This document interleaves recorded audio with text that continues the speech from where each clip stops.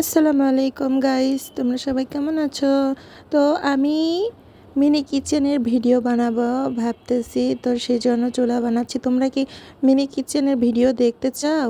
আমি ছোট ছোট তাহলে হাঁড়ি পাতিল কিনবো, সেটাতে রান্না করব, তোমরা দেখবা। তোমরা কি দেখতে চাও মিনি কিচেনের রান্না? তাহলে এখন থেকে আমি ওইসব ভিডিও আপলোড করব। আর এই যে আমি চুলা বানাচ্ছি আমার মিনি কিচেনের জন্য, কিন্তু মাটিটা এতটা নরম যে আমি চুলাটা বানাতেই পারতেছি না।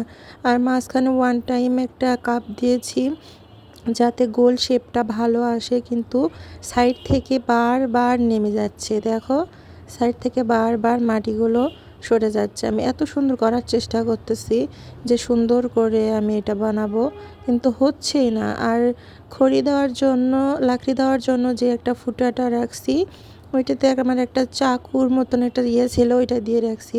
তারপরেও দেখতেছি মানে মাটিটা এত নরম হয়ে গেছে যে আমার বারবার ওগুলো নেমে যাচ্ছিল। অনেক চেষ্টা করতেছিলাম এটাতে সোজা করে রাখার জন্য, মানে ঠিক করে রাখার জন্য। তো এই যে আমি টিপে টিপে চারিদিকটা সমান করে দিচ্ছি। এই যে সুন্দর করে সমান করে দিচ্ছি। তোমরা যদি চাও আমি ফুল ভিডিওটা আপলোড করে দিব।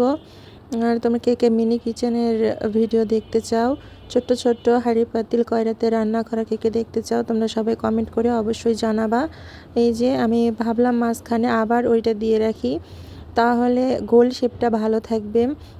আর মাটিটা বারবার সরে যাচ্ছিল, যার কারণে আমি পলিটা ধরে মানে একটু চেপে চেপে রেখে মানে একটু শেপ দেওয়ার চেষ্টা করতেছি, কিন্তু হচ্ছিলই না।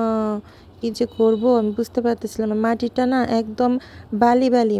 মাটি যদি আঠালো মাটি হয় তাহলে অনেক ভালো হবে। তো চুলাটা কমপ্লিট করে আমি আবার তোমাদেরকে ভিডিও দিব। তোমরা এ পর্যন্ত ভালো থেকো, সুস্থ থেকো। আমার ভিডিওটা like, comment, share and subscribe করে দিও। আল্লাহ হাফেজ।